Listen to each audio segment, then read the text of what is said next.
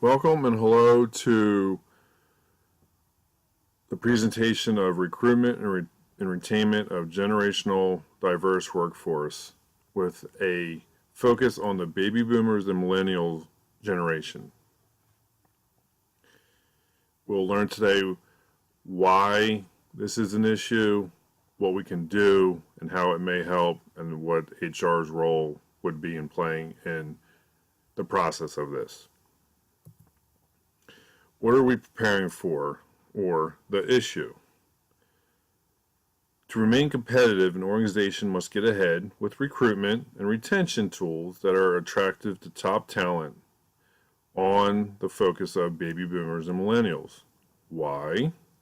Future trends of healthcare are job seekers are becoming more aware of non-monetary compensation. Currently estimated 43% of healthcare organizations have trouble filling vacancies and have 15% in turnover. This is nationally. Also, over the next 10 years, 1/4 of the job growth in the nation will be in healthcare. And according to labor and statistics, over the next decade to 2 decades, the workforce will be made up mostly of the generations of baby boomers and millennials. And there is an increased competition for this labor force.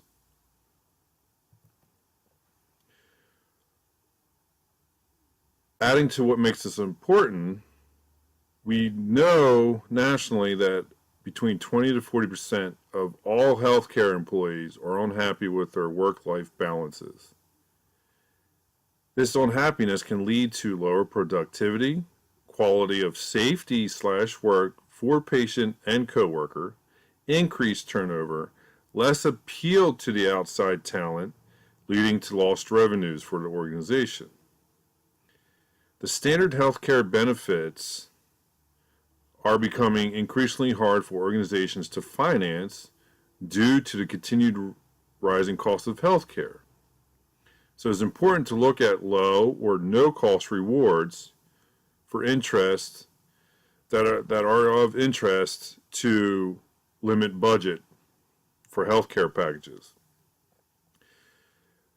Adding to this, non-monetary compensation has been shown to equal anywhere between 20 to 60% of the value of cash and has shown to seal the deal when recruiting top talent. What are some of the impacts of providing such non-monetary compensations?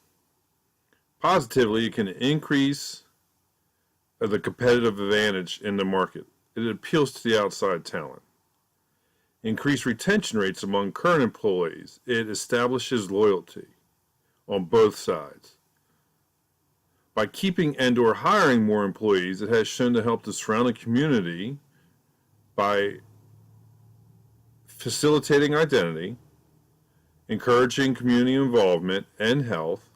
It increases the tax base among the community, and overall it's a job creator.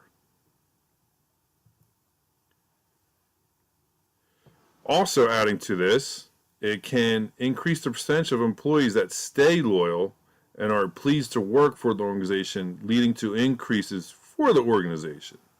These are seen in less turnover, increased quality of work and safety, increase in overall retention and experience, overall increase in productivity, increase in patients being treated due to the increase of quality of care.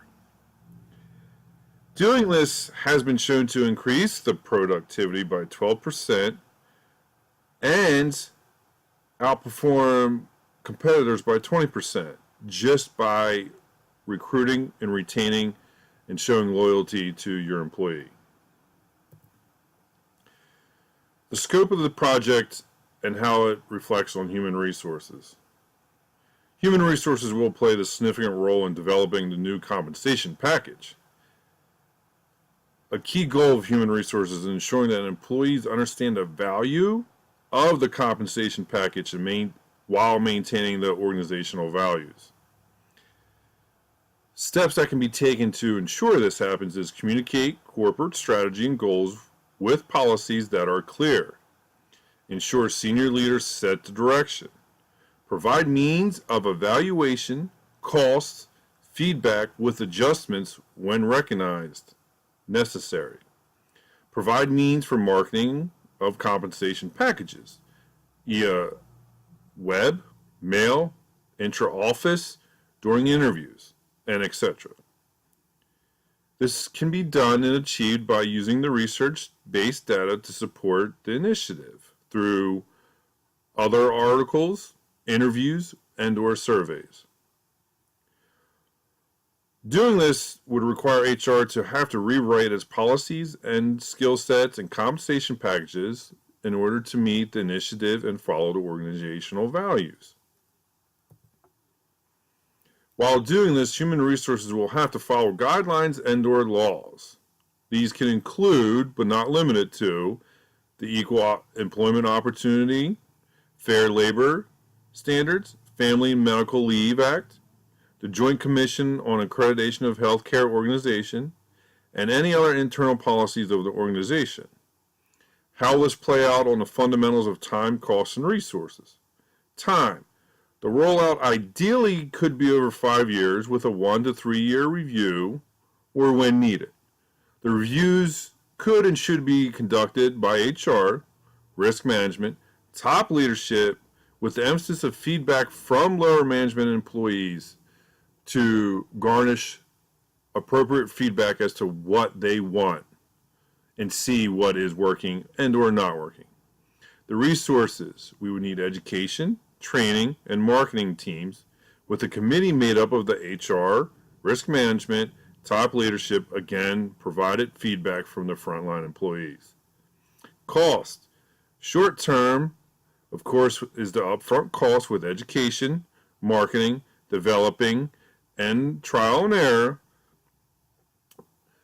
Adding to long term could be the continued marketing and education.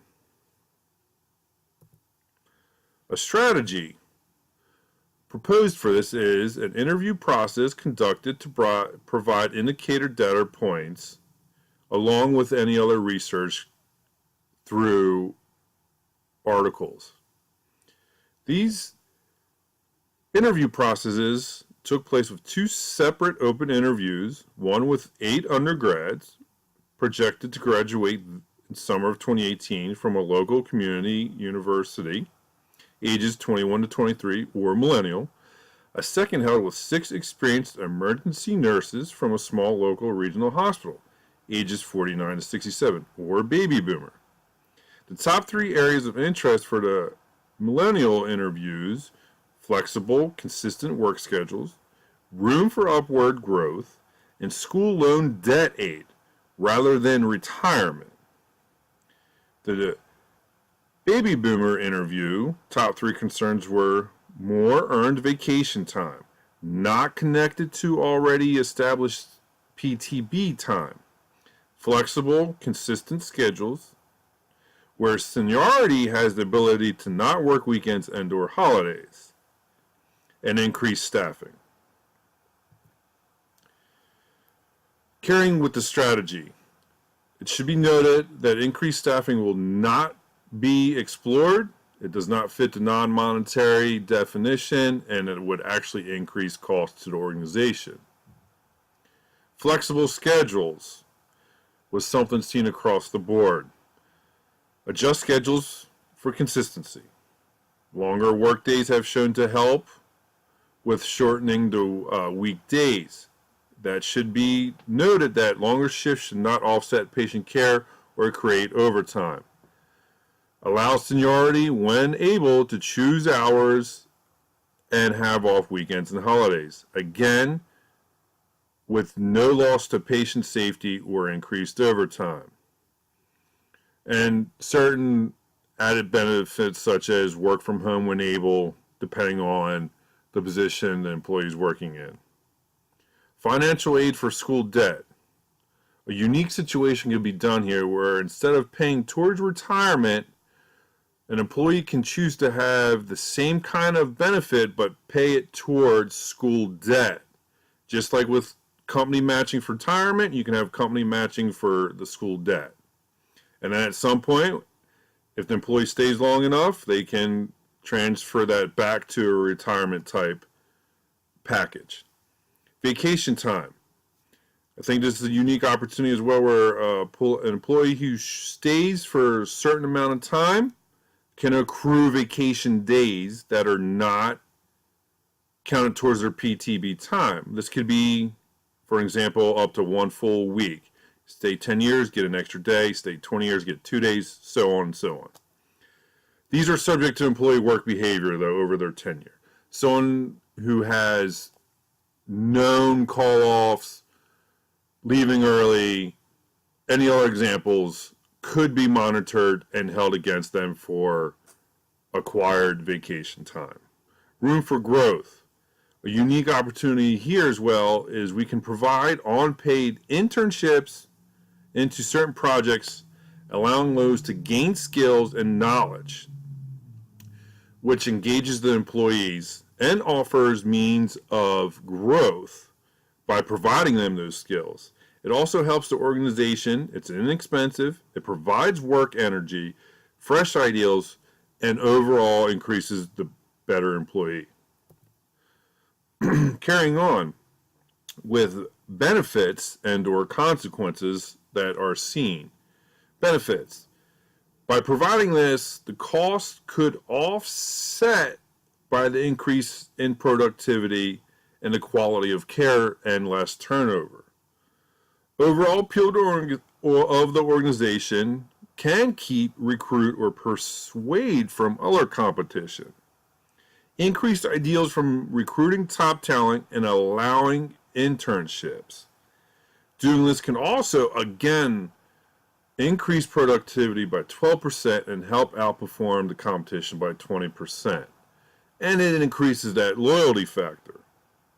Consequences of this could include, but are again not limited to, HR would have to ensure this is not directly to new employees. Current employees could start to feel overlooked and become unhappy and lead to previous mentioned decreased productivity and so forth. The project could take longer to develop due to consistent market changes. This could eventually shape the market, and local competition could readjust and equal the field once again, requiring us to reevaluate and readjust. Knowing that, I feel that there is a chance for us to grow by providing non-monetary, low-cost compensation packages for the next 2 decades planned to help meet and appeal to the baby boomers and the millennials that are projected to be the higher generational workforces for those coming years. If there should be any more questions, we can evaluate that later. Thank you for listening. I hope you enjoyed.